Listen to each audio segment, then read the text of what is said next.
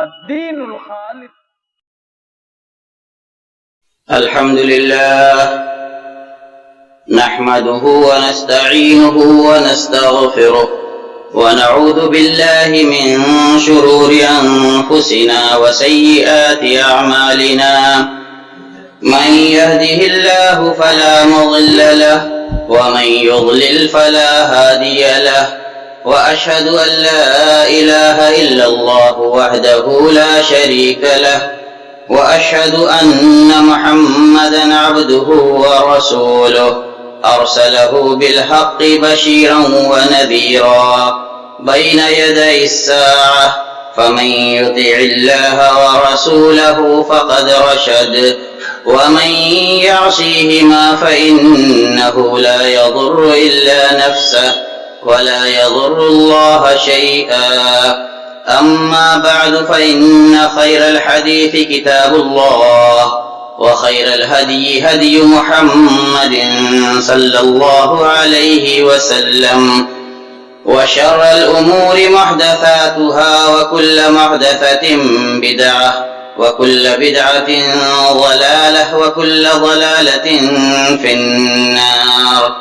أعوذ بالله السميع العليم من الشيطان الرجيم. بسم الله الرحمن الرحيم. قاف والقرآن المجيد، بل عجبوا أن جاءهم منذر منهم فقال الكافرون هذا شيء عجيب، أإذا متنا وكنا ترابا ذلك رجع بعيد. قد علمنا ما تنقص الأرض منهم وعندنا كتاب حفيظ، بل كذبوا بالحق لما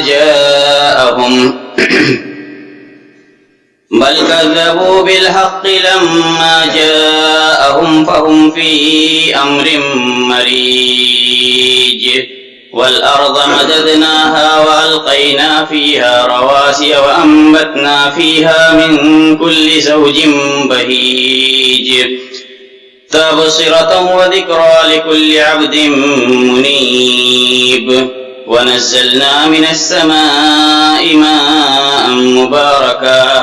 فأنبتنا به جنات وحب الحصيد، والنخل باسقات لها طلع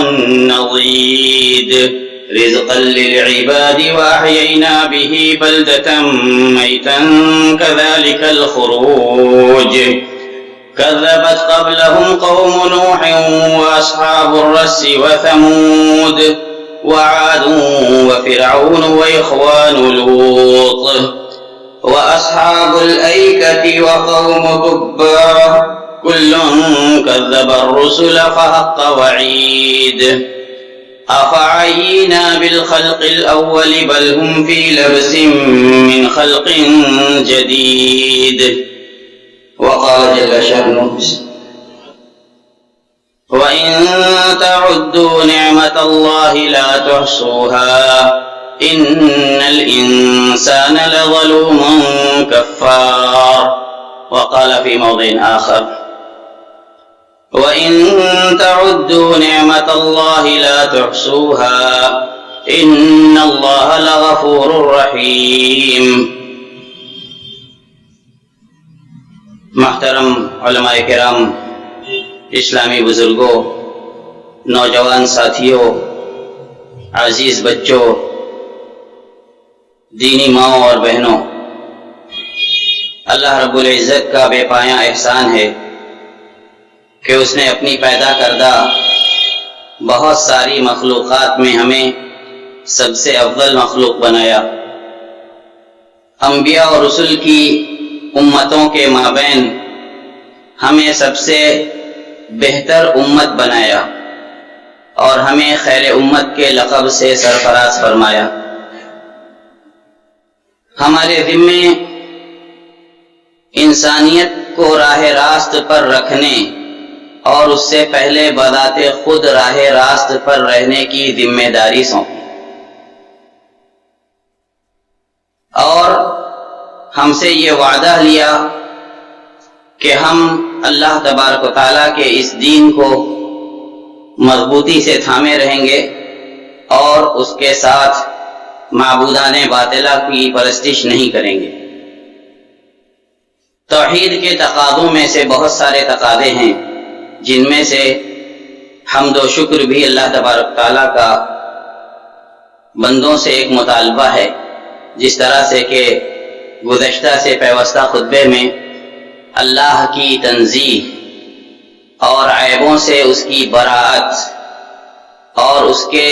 اسماء حسنہ اور صفات کمال سے متصف ہونے کی کچھ باتیں کہی گئی تھیں۔ آج شکر اور شکر کے فوائد اور شاکرین کا اللہ کے ہاں کیا مقام ہے، اللہ کی حمد اور تسبیح بیان کرنے والوں کا اللہ کے ہاں کیا مقام ہے، اس کی کچھ باتیں اللہ کی توفیق سے آپ لوگوں کے سامنے رکھنے کی کوشش کی جائے گی۔ اللہ تبارک و تعالی ان دونوں آیت کریمہ کے اندر جو میں نے خطبہ مسنونہ کے بعد آپ لوگوں کے سامنے پڑھی، یہ ہمیں باور کراتا ہے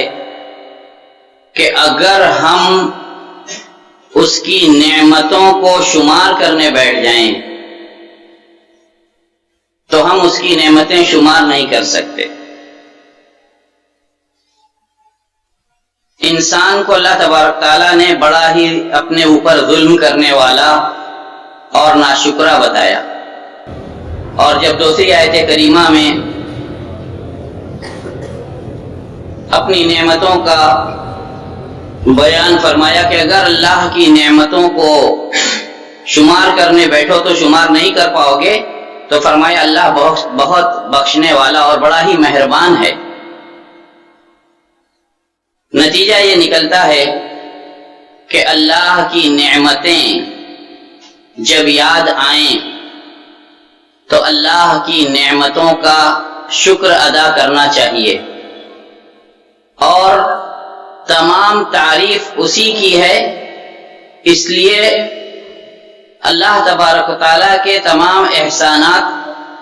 کا شکریہ بجا لانا ہی، شکر بجا لانا اور اس کی حمد کرنا، یہی اللہ کے رسول صلی اللہ علیہ وسلم کی ہمیں تعلیم ہے، اور اس شکر کے نتیجے میں ہی اللہ تبارک و تعالی بھرپور نعمتوں سے نوازتا ہے، اور نعمتوں پر شکر کرنے سے ان نعمتوں میں مزید اضافے اور برکتیں عطا فرماتا ہے۔ اللہ تبارک تعالیٰ کا ارشاد ہے وَإِذْ تَأَذَّنَ رَبُّكُمْ لَئِن شَكَرْتُمْ لَأَزِيدَنَّكُمْ، جب آپ کے رب نے اعلان کر دیا کہ اگر آپ لوگ شکر گزاری کرو گے تو میں اور مزید آپ لوگوں کو نوازوں گا۔ وَلَئِن كَفَرْتُمْ، لیکن ناشکری کے انجام سے ڈرتے رہنا چاہیے۔ اللہ تبارک تعالیٰ ارشاد فرماتا ہے وَلَئِن كَفَرْتُمْ، اگر میری نعمتوں کو پانے کے باوجود ان نعمتوں کی ناشکری اور ناقدری کرو گے، خود پسندی اور غرور اور ریاکاری وغیرہ جیسی بد خصلتوں کا شکار ہو جاؤ گے تو ان عذابی لشدید، میرا عذاب، میری گرفت بہت سخت ہے۔ ماضی میں کتنی بستیوں کو اللہ تبارک و تعالی نے ان کے کفران نعمت کی وجہ سے، ان کی ناشکریوں کی وجہ سے تباہ کر دیا، اور قرآن مجید میں ان کا تذکرہ اللہ تبارک تعالی نے اسی لیے فرمایا ہے کہ ہم ان کے انجام سے عبرت لیں اور ان کے جیسی روش سے اپنے آپ کو ہمیشہ بچاتے رہیں، اور ہمیشہ یہ خیال دامنگیر رہے کہ اللہ تبارک تعالی نعمتوں کو نواز کر ہمیں یہ دیکھنا چاہتا ہے ہم سے کہ بندہ ان نعمتوں کا کس طرح شکر ادا کرتا ہے۔ شکر کا مفہوم بس یہ نہیں ہے کہ ہم زبان سے شکر ادا کر لیں، الحمدللہ یہ اللہ کا شکر ہے کہ الفاظ زبان سے ادا کر لیں۔ شکر دل کے اس احساس کا نام ہے جو نعمت کے حاصل ہونے کے وقت انسان کو حاصل ہوتا ہے، ایک طرح کی خوشی۔ اسی لیے امام غزالی رحمۃ اللہ علیہ فرماتے ہیں کہ شکر 3 باتوں پر منحصر ہو کر کے ادا ہوتا ہے۔ پہلی بات ہے معرفت، یہ جانیے آپ کی اللہ کی نعمت ہے۔ اللہ تبارک وفی انفسکم افلا تبصرون، خود اپنے سراپے پر غور کر لو، آپ کے جسم میں اللہ تبارک تعالیٰ نے کتنی نعمتیں آپ کو دے رکھی ہیں، اور یہ باریک نظام جسم کا کہ میڈیکل سائنس جس کو سمجھنے کے وقت حیران رہ جاتی ہے، اپنے اس سراپے پر غور کر کے اللہ کا شکر بھیجو۔ یہ آتی جاتی سانسیں، ابھی جس وبا کے ہم شکار تھے، 2 سال جس نے لوگوں کی زندگیاں مفلوج کر لیں، پھیپڑے کا ادنا سا عارضہ جس کے نتیجے میں بدن کا آکسیجن لیول گرنا اور انسان اپنے جسم کی توانائی 50% سے زیادہ کھو بیٹھتا ہے۔ اگر اس کو چند منزل چڑھنا ہو کسی عمارت کی تو اس کا سانس پھول جاتا تھا، لگتا تھا کہ سانس گھٹ جائے گا، ابھی اس کا دم نکل جائے گا۔ وفی انفسکم افلا تبصرون، تمہارے جسم میں 2 ہاتھ والے ہو، 2 پیر والے ہو، چل کر کے اپنی ضرورتیں پوری کر سکتے ہو، ان معذورین کی طرف دیکھو جو اپنے اعمال کو انجام دینے کے لیے دوسروں کے محتاج ہیں، اللہ کا شکر ادا ہوگا۔ اسلاف میں سے آتا ہے کسی کے بارے میں کہ انہوں نے دور دراز کا سفر کیا اور اپنے مقصد کو نہیں پہنچے، جو ان کا مطلب تھا وہ پورا نہیں ہوا، بہت رنج لاحق ہوا، تو اللہ تبارک تعالیٰ نے فوراً ان کو ایک نشانی دکھائی۔ ایک آدمی جو دونوں پاؤں سے عاری تھا، معذور تھا دونوں پاؤں سے، وہ گھسٹ گھسٹ کر اسی شہر کی اسی مسجد میں نماز پڑھنے آیا تھا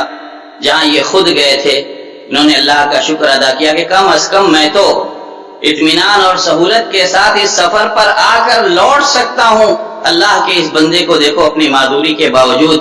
اس کے سامنے سجدہ ریز ہونے کے لیے آئے۔ اللہ کے رسول صلی اللہ علیہ وسلم خود شکر پر قائم رہ کر آپ کی پوری زندگی شکر کی نذیر تھی، امت کو اللہ کے شکرانے کا درس دیا۔ حضرت عائشہ رضی اللہ تعالی عنہا کہتی ہیں کہ رات کو آپ قیام کرتے، اتنا لمبا قیام کرتے کہ آپ کے پاؤں سوج جاتے، پاؤں میں ورم آ جاتا۔ کہا کہ میں نے کہا کہ اللہ کے رسول صلی اللہ علیہ وسلم یہ سب اتنی مشقت آپ کس لیے برداشت کرتے ہیں، حالانکہ اللہ تبارک تعالیٰ نے آپ کے اگلے پچھلے سارے گناہ معاف کر دیے ہیں، اور اس سے قبل آپ کو نبوت اور رسالت جیسے مقام اور مرتبے سے نوازا ہے، اور آپ کے اگلے پچھلے گناہوں کی معافی کا آپ کو وعدہ دیا، آپ کو خوشخبری سنائی ہے۔ اللہ کے رسول صلی اللہ علیہ وسلم نے فرمایا کہ عائشہ کیا مجھے یہ پسند نہ ہو، افلا احب ان اکون عبدا شکورا، کیا مجھے یہ بات نہ اچھی لگے کہ میں اللہ کا شکر گزار بندہ رہوں، نعمتیں پا کر کے اللہ کی نعمتوں پر اترانے والا نہ بنوں۔ یہ انبیاء کا شیوا رہا ہے۔ ابراہیم علیہ السلام کو اللہ تبارک و تعالیٰ نے پوری امت کہا کہ وہ حق پر اکیلے قائم تھے، پوری بستی سے، اپنے والد سے، اپنے گھر والوں سے، سب سے نبرد آزما ہوئے، بستی چھوڑنی پڑی، آگ میں ڈالے گئے، بیٹے کی قربانی دینی پڑی، سب اللہ کے راستے گوارا کرتے گئے۔ ان ابراہیم کان امۃ قانتا للہ حنیفا ولم یک من المشرکین شاکرا لانعمہ۔ ابراہیم علیہ السلام کی یہ بھی خصوصیت تھی کہ اللہ کی نعمتوں کا شکر ادا کرنے والے تھے۔ اجتباہ وہداہ الی صراط مستقیم، اللہ تبارک تعالیٰ نے ان کو اپنی خلت کے لیے، دوستی کے لیے، خلیل اللہ، پہلے خلیل اللہ ابراہیم علیہ السلام، چن لیا اور راہ استقامت کی ہدایت دے دی۔ داؤد علیہ السلام کے سامنے جب اللہ کی نعمتیں پیش ہوئیں، فوراً احساس ہو گیا وَظَنَّ داؤد أَنَّمَا فَتَنَّاهُ کہ ہم نے ان کو آزمائش سے دوچار کیا ہے۔ فوراً سجدے میں گر گئے، اللہ کی طرف توبہ اور انابت کی، اللہ کی نعمت کا شکر ادا کیا۔ تو یہ انبیاء کی سنت رہی ہے، نعمتوں پر شکر، اور اسی نعمت کے شکرانے کے نتیجے میں انسان اللہ کی عبادت کا عادی ہوتا ہے، اللہ کی عبادت کی اسے توفیق ہوتی ہے۔ میں نے کہا کہ شکر صرف زبانی اقرار کا نام نہیں، امام غزالی رحمۃ اللہ کہتے ہیں کہ پہلے دل میں وہ احساس پیدا ہوتا ہے، پھر انسان اس خوشی کو محسوس کرتا ہے جو اسے حاصل ہوتی ہے، تو ایک کیفیت اور ایک حالت خوشی کی اس سے بنتی ہے۔ اسی کیفیت اور خوشی کی حالت کو بندہ مومن سنبھالتا ہے اور جامع انسانیت سے اور دائرہ بندگی سے خارج نہیں ہوتا، بلکہ وہ پھر اللہ کا شکر بجا لاتا ہے۔ تو پہلے اللہ کی اس نعمت کی معرفت حاصل ہوتی ہے، پھر ایک کیفیت پیدا ہوتی ہے اور تب شکر ادا ہوتا ہے۔ تو اس حالت کو اور اس کیفیت کو محسوس کرنا، اس حالت کا احساس کرنا اور اس حالت کے تقاضے کو پورا کرنا، یہ شکر کو مکمل کرنے والی چیزیں ہیں۔ شکر یہ ہے کہ نعمتیں ملیں تو نعمتوں کا اظہار ہو، اللہ کے راستے میں انفاق آپ کا بڑھے، اپنوں کی خبر گیری اور ان کی حاجت روائی کا جذبہ بڑھے، اللہ کی اس نعمت کا شکر ادا ہو، اللہ کی اطاعت اور بندگی آپ کے عمل میں نمایاں ہو، ظاہر ہو، آپ اللہ کی عبادت کی طرف اور جھکیں، اور اس نعمت کا اعتراف آپ کے اعضاء و جوارح سے ظاہر ہو کہ دیکھو میں نے اللہ کی نعمتیں پائی ہیں تو اللہ کا شکر ادا کرتے نہیں بن رہا، میں لپکا لپکا اس کی عبادت اور بندگی کی طرف آ رہا ہوں۔ یہ نہیں کہ نعمتیں پایا تو اللہ کی یاد سے غافل ہو گئے۔ امتوں کی تباہی کے جو اسباب ہیں وہ یہی ہیں کہ اللہ کی معرفت سے جہالت اور لا علمی، اور اللہ کی نعمت پا کر کے اللہ کے ذکر سے غفلت۔ قوم سبا کی بستی کا حال قرآن مجید میں اللہ تبارک تعالیٰ نے بہت تفصیل سے بیان کیا۔ سب کچھ میسر تھا، اللہ کی نعمتوں کی ناشکری کی، اچھے بھلے باغات جھاڑ و جھنکاڑ کے جنگل میں بدل گئے، اور جن بستیوں سے گزر کر کے وہ بڑے آرام سے سفر کر کے بلا زادے سفر کے اطمینان سے لوٹ آتے تھے،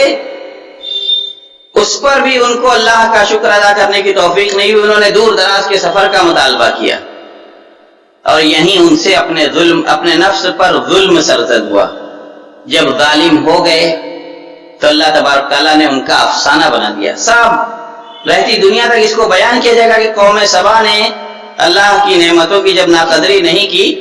اور دور دراز کے سفر کا مطالبہ کیا، آرام سے نزدیک کی تجارت تھی، ایک سے لگی ہوئی ایک بستیاں ان کی بستی کے بعد آباد تھی، چلتے تھے، آرام سے جاتے تھے، آتے تھے،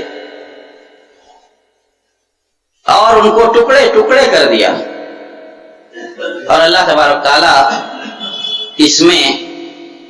ہر بصیرت رکھنے والے شخص کے لیے کہتا ہے کہ نشانیاں ہیں،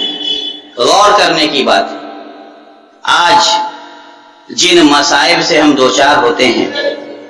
جن آزمائشوں کا ہمیں سامنا کرنا پڑتا ہے، ان آزمائشوں کے وقت اسلام نے دنیاوی اسباب اختیار کرنے کی اجازت دی ہے، لیکن کیا یہ بھی کہا ہے کہ آپ اللہ کی طرف انابت سے غافل ہو جائیں؟ قطعاً نہیں، اور یہ پہلو نظر انداز ہو جاتا ہے۔ اللہ کی طرف انابت کیجئے اور اس کے بعد دنیاوی اسباب اختیار کیجئے، تب اللہ تبارک تعالیٰ ان آزمائشوں کو دور کرتا ہے۔ حضرت عبداللہ بن مسعود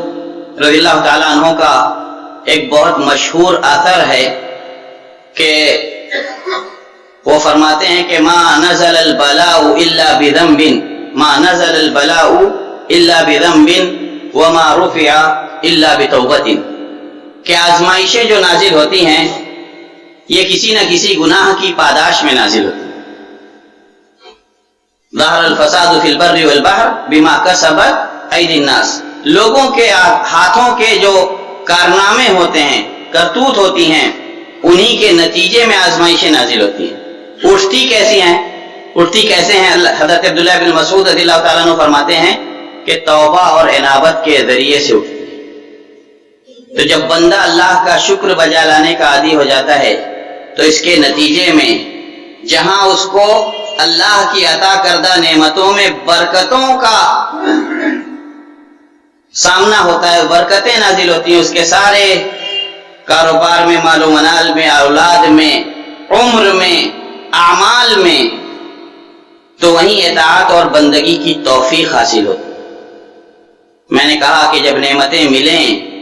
تو اللہ کا شکرانہ ادا ہو اعضاء و جوارح سے بھی، اور اگر مال ہے تو مال کے ذریعے سے۔ اللہ کے رسول صلی اللہ علیہ وسلم فرماتے ہیں کہ اللہ کا مال کیا ہی مبارک ہے ایک ایمان والے بندے کے ہاتھوں میں جو مال کا حق پہچانتا ہے اور اس کو جائز جگہوں پر خرچ کرتا ہے۔ لیکن اگر اللہ کی اس نعمت کی قدردانی نہ ہو تو یہی غنا، یہی بے نیازی، یہی مالداری کتنوں کے لیے خواہشات کے پیچھے بھاگنے کا سبب بن جاتی ہے۔ اللہ کے رسول صلی اللہ علیہ وسلم کو امت کے راہ استقامت پر قائم رہنے کی کتنی فکر تھی، اس کا اندازہ صحیح مسلم کی اس حدیث سے لگائیے۔ حضرت ابو ہریرہ رضی اللہ تعالیٰ عنہ حدیث کے راوی ہیں، شب معراج کا واقعہ ہے۔ جب اللہ کے رسول صلی اللہ علیہ وسلم کو معراج کرائی گئی تو اللہ کے رسول صلی اللہ علیہ وسلم کے سامنے 2 پیالے پیش کیے گئے۔ ایک پیالے میں دودھ تھا اور دوسرے پیالے میں شراب تھی۔ اللہ کے رسول صلی اللہ علیہ وسلم نے دودھ والا پیالہ ہاتھوں میں لیا اور دودھ نوش فرمایا۔ جبریل امین علیہ السلام ساتھ میں ہیں۔ پہلا لفظ ان کی زبان سے ادا ہوتا ہے الحمدللہ، تمام تعریف رب دو جہان کے لیے ہے۔ لو اخترت الخمر لغوت امت، اگر آپ شراب اختیار کرتے آپ کی امت راہ استقامت سے بھٹک جاتی، آپ کی امت راہ استقامت سے بھٹک جاتی۔ اللہ کے رسول صلی اللہ علیہ وسلم کو جب بھی امت کے حق میں 2 میں سے ایک کام کے اختیار کرنے کا حکم دیا گیا، آپ نے آسان ترین عمل کو اختیار کیا تاکہ امت پر شاخ نہ گزرے،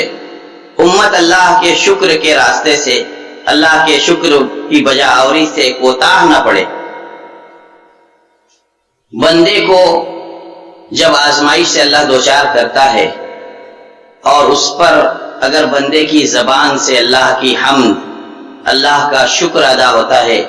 تو یہ اللہ کو کتنا محبوب ہے۔ امام ترمذی رحمۃ اللہ علیہ کی ایک روایت سے اس کو سمجھیں۔ حضرت ابو موسیٰ اشعری رضی اللہ تعالیٰ عنہ حدیث کے راوی ہیں، کہتے ہیں کہ جب اللہ تبارک تعالیٰ کسی کا بچہ چھین لیتا ہے، کسی کی بچے کی وفات کر دیتا ہے، تو جب اس کے فرشتے اس کی روح قبض کر کے لے جاتے ہیں تو ان سے کہتا ہے قبضتم ولد عبدی فماذا قال، تم لوگوں نے میرے بندے کے بیٹے کی روح قبض کر لی، میرے بندے نے کیا کہا؟ تو وہ لوگ کہتے ہیں، پھر فرماتا ہے اللہ تبارک تعالیٰ قبضتم ثمرۃ فؤادہ، اس کے دل کے ٹکڑے کو، اس کے لختے جگر کو تم لوگ اس سے چھین کر کے لے آئے۔ فماذا قال عبدی، میرے بندے نے کیا کہا؟ فماذا قال عبدی، میرے بندے نے کیا کہا؟ کتنی فکر اللہ تبارک تعالیٰ ہم پر، کتنا مہربان۔ اسی لیے کہا وَإِن تَعُدُّوا نِعْمَتَ اللَّهِ لَا تُحْصُوهَا، شمار کرنے بیٹھو اللہ کی نعمتوں کو شمار نہیں کر پاؤ گے۔ اور جب اپنے بارے میں کہا تو کہ ان اللہ لغفور رحیم، اللہ بہت بخشنے والا اور بہت رحم فرمانے والا ہے۔ فرشتے جواب دیں گے حمیدک واسترجعک، بندے نے تیری حمد کی اور انا للہ و انا الیہ راجعون پڑھا۔ اللہ تبارک و تعالی، اللہ رب العزت والجلال اپنے فرشتوں کی اس گواہی پر فرمائے گا کہ ابنوا لعبد بیتا فی الجنہ، بیتا فی الجنہ وسموہ بیت الحمد، وسموہ بیت الحمد، کہ میرے بندے کے لیے جنت میں ایک گھر بنا دو، میرے بندے کے لیے جنت میں ایک گھر بنا دو اور اس گھر کا نام ہی بیت الحمد رکھو۔ اتنی سخت مصیبت کے وقت کہ جب ہم نے اس کے بیٹے کو اس سے چھین لیا، اس نے میری حمد سے روگردانی نہیں کی، اس کی زبان سے میرا شکر ہی ادا ہوا، یہ واقعی شاکرین میں سے ہے۔ اللہ تبارک تعالیٰ وَقَلِيلٌ مِّنْ عِبَادِيَ الشُّكُورُ، میرے بندوں میں سے بہت کم ہی شکر گزار ہوتے ہیں۔ تو اس گھر کا نام جو میرے اس بندے کے لیے جنت میں گھر بنے، اس کا نام بیت الحمد رکھو، کیونکہ اس بندے نے بہت سخت مقام پر میرے شکر کا دامن ہاتھ سے نہیں چھوڑا ہے۔ تو اللہ رب العزت کی رحمت جوش میں آئے گی اور اس کو اس کا بھرپور بدلہ ملے گا۔ ہمیں اللہ کی نعمتوں کی قدردانی کی توفیق ہو، اللہ تبارک تعالیٰ سے یہ دعا کرنی چاہیے اور نعمتوں کی ہمیشہ قدردانی کرنی چاہیے، اور کبھی بھی کسی نعمت کو حقیر نہیں سمجھنا چاہیے۔ اللہ تبارک تعالیٰ کے ان بندوں کی طرف نظر کیجئے جو طرح طرح کی مشکلات سے دوچار ہیں، ان روئے زمین کے ان خطوں کی طرف نظر کیجئے جو جنگ و جدال سے دوچار ہیں، اور روزانہ کتنوں کی جانیں تلف ہوتی ہیں، اور کتنے جسمانی طور سے معذور ہوتے ہیں، کتنوں کے سروں سے گھر کا سایہ چھنتا ہے، کتنوں کے کاروبار جاتے ہیں، کتنوں کا مال و منال سب کچھ چھن جاتا ہے اور نان شبینہ کے محتاج ہو جاتے ہیں۔ پھر شکر کی اہمیت اور شکر کا مقام ہماری سمجھ میں آئے گا۔ اللہ تبارک تعالیٰ ہمیں اس کی توفیق دے اور نعمت امن پر اور نعمت آسودگی پر اس کا شکر اور اس کی حمد بجا لانے کی توفیق بخشے، جب تک اس دنیا میں زندہ رکھے، ایمان اور اسلام پر قائم و دائم رکھے، اور جب یہاں سے جانے کا وقت آئے تو کلمہ اسلام پر ہمارا خاتمہ ہو۔ اقول قولی ھذا واستغفر اللہ لی ولکم ولسائر المسلمین من کل ذنب فاستغفروه انه هو الغفور الرحیم۔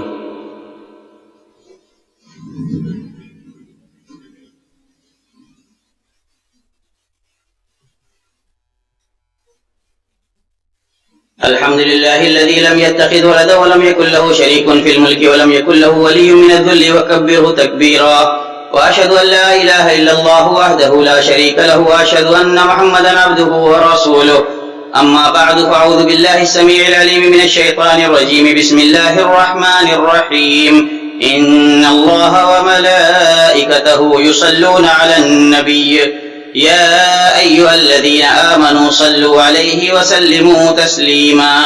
اللهم صل على محمد وعلى آل محمد كما صليت على إبراهيم وعلى آل إبراهيم إنك حميد مجيد، اللهم بارك على محمد وعلى آل محمد كما باركت على إبراهيم وعلى آل إبراهيم إنك حميد مجيد، اللهم انصر من نصر دين محمد صلى الله عليه وسلم واجعلنا منهم، واخذل من خذل دين محمد صلى الله عليه وسلم ولا تجعلنا منهم، ربنا اغفر لنا ولإخواننا الذين سبقونا بالإيمان ولا تجعل في قلوبنا غلا للذين آمنوا ربنا إنك رؤوف رحيم، ربنا آتنا في الدنيا حسنة وفي الآخرة حسنة وقنا عذاب النار، عباد الله رحمكم الله، إن الله يأمر بالعدل والإحسان وإيتاء ذي القربى وينهى عن الفحشاء والمنكر والبغي يعظكم لعلكم تذكرون، فاذكروا الله يذكركم وادعوه يستجب لكم ولذكر الله أكبر والله يعلم ما تصنعون۔ الله أكبر، الحمد لله رب العالمين، الرحمن الرحيم، مالك يوم الدين، إياك نعبد وإياك نستعين، اهدنا الصراط المستقيم، صراط الذين أنعمت المغضوب عليهم ولا الضالين.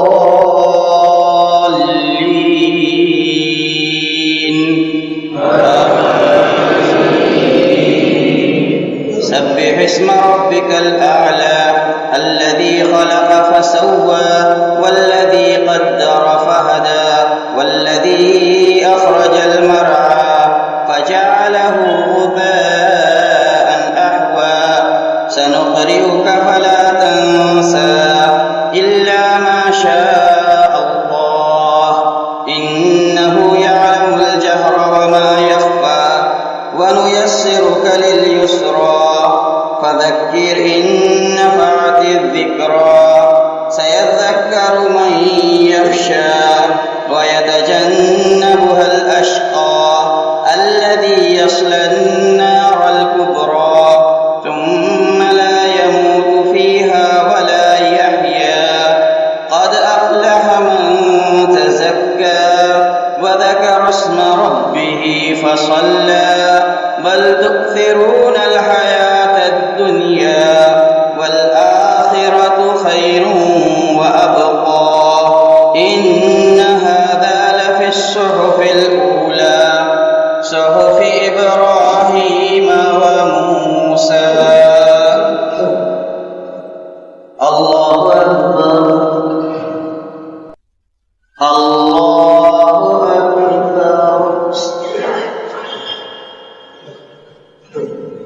الحمد لله رب العالمين الرحمن الرحيم مالك يوم الدين إياك نعبد وإياك نستعين اهدنا الصراط المستقيم صراط الذين أنعمت عليهم غير المغضوب عليهم ولا الضالين.